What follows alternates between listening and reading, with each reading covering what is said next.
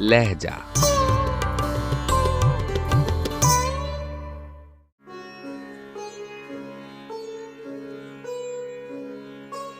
गजल कैफ भोपाली, आवाज़ व पेशकश राहिल फारूक।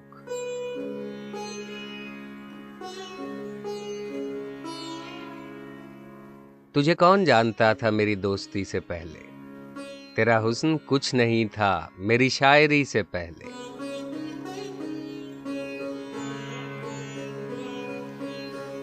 इधर आ रकीब मेरे, मैं तुझे गले लगा लूं, मेरा इश्क बेमज़ा था तेरी दुश्मनी से पहले।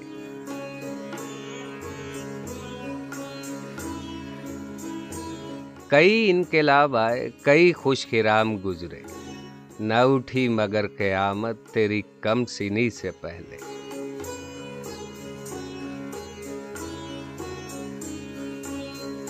मेरी सुबह के सितारे तुझे ढूंढती हैं आंखें, कहीं रात डस न जाए तेरी रोशनी से पहले।